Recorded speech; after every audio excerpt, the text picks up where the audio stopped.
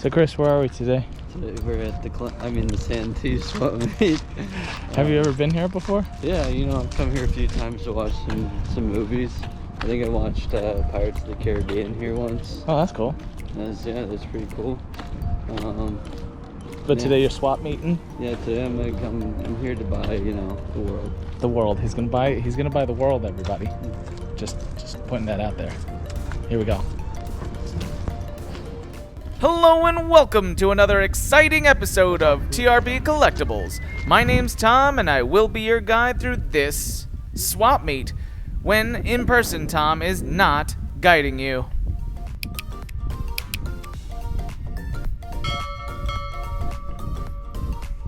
There are some things in life that you just think you'd never see, like a man scooting along while also towing a trailer with his children inside of it and all the things that he's bought at a swap meet. This is my very first time coming to the Santee Swap Meet in San Diego, California, and I wanted to bring you all along to see it. Now, the moment Chris and I walked in, we noticed that it was going to be a little bit different than what the Kobe Swap Meet was when we went to go visit it. Now, if you're unfamiliar or not from the area, the Kobe Swap Meet is one of the largest swap meets in the San Diego area. It's been around so long, it's practically an institution, and if you were to mention the name, people know what you're talking about. Kobe is huge. It's one of the largest. And not only do people go there to buy to resell, but locals go to get good deals on pretty much anything you could find, from tools to bedding to food to plants.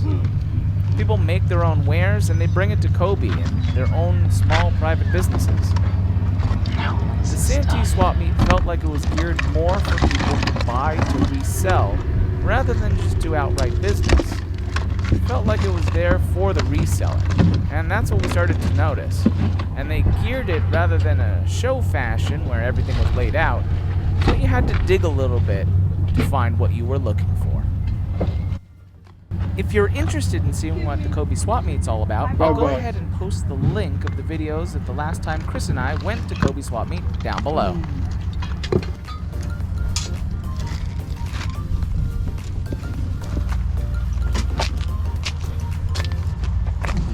No. Yeah.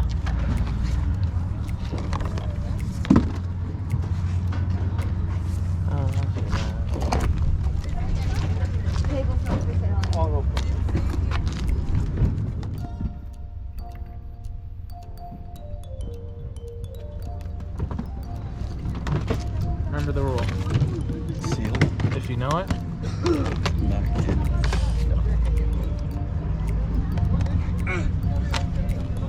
Battle for Terra.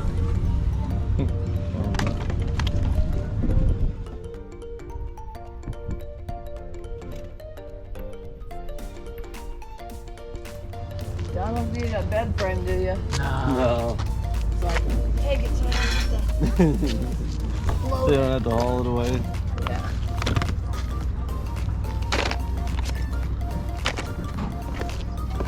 How you doing, sir? Okay.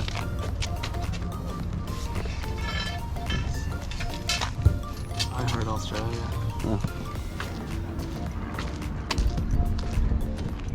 Another type of seller at this flea market was one who buys pallets of returns. What that means is if These are you all- ever so returned this an item to is Target, Walmart brand. Walmart, and think it's gone back on the shelf, not every time. Sometimes when a package is opened or Anything damaged, on a Walmart brand. Walmart or Target can't put it back on the shelf. So they fill or build a pallet that they sell in bulk.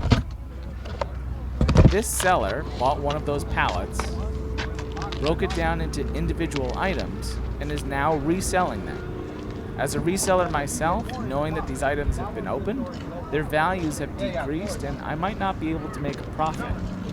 But to individuals who are looking for a great deal on individual items, yes, it's open, but for the price you're paying, Yeah. you can't beat it. Just So look at it's the a condition win of for them, okay? individuals, but not necessarily resellers who are trying to buy at a swap meet. Yeah, thanks.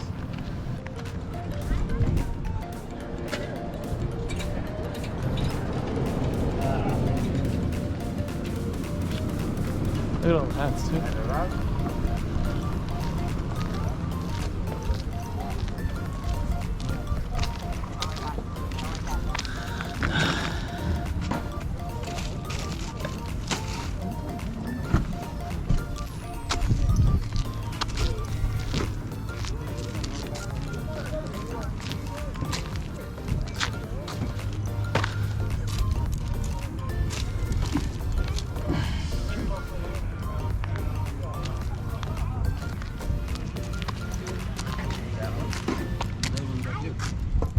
Now, I am a big fan of media and reselling it.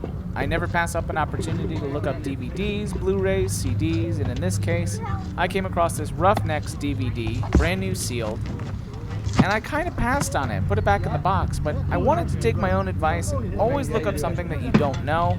It seemed okay, but I really didn't know about it. I was going to pass on it, but I'm glad I didn't. I looked it up on eBay, and it had comps at $30. And this person was practically giving these DVDs away for $1. I was going to take the chance anyway. I know I could sell it for the money, and I was happy that I looked it up rather than passing. It just goes to show, don't judge something before you look it up, because you could be passing on good money. It blows up, big as a pipe, and starts I pulled it out, I turned the water on. I go ahead and pick up this Sony cassette recorder. I've actually sold this in the past, and I was happy for the pickup. It was only going to be $3, so, I wasn't taking much of a gamble here.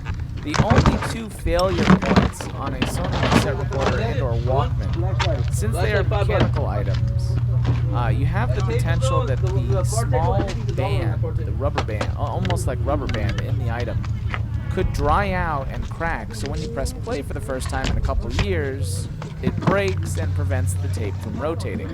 If you choose to put in the time, you can actually find the band online, it's not too expensive, and replace it to turn a decent profit as refurbished.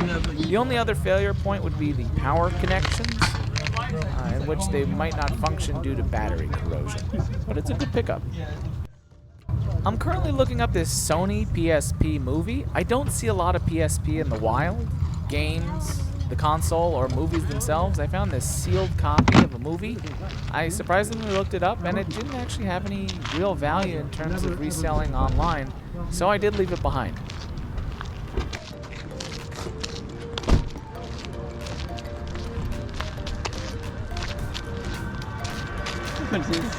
Oh, this goes for 30. And that's a This goes because it's Sony. yeah. This can go for 25 to 40. No. Yeah, I just have to make sure it works. Otherwise, I can sell the parts for 20. What's the movie called? Roughnecks. It's brand new. Has a little hole in it, but it sold like 8 times last month. I like the bike. Yeah. It's neat.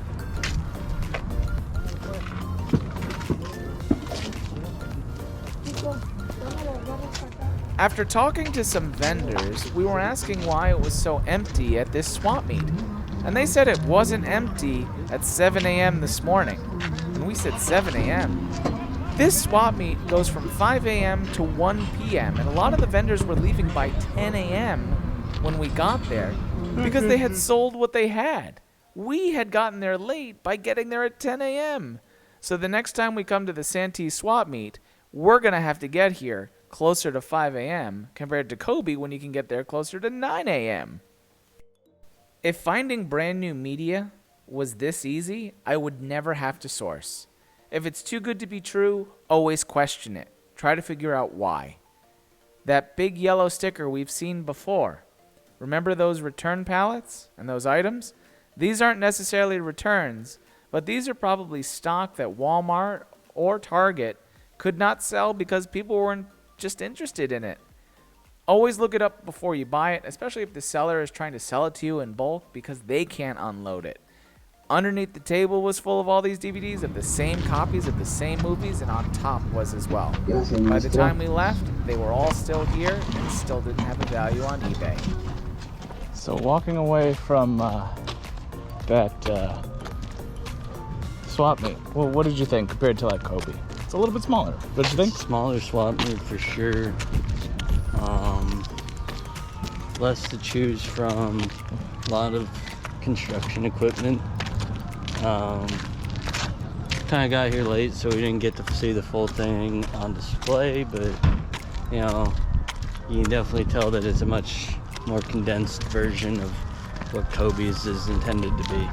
But nevertheless, you never know what you're gonna find at these things. Some hidden gems. You know, Tom come home with a cassette or a recorder and DVD. Yep. And this DVD, the Roughnecks DVD, I have no idea. I have no idea what this is. It's new, and I saw I could get anywhere between 15 to 35. And then I found this Sony voice recorder. Just need to pop a battery in there to see if it works. There was no corrosion, but it's Sony. I should be able to make close to $20 to $40 plus shipping. Yep. Overall, I think it was a good day. Great day. Excellent day. I'm gonna do some rust.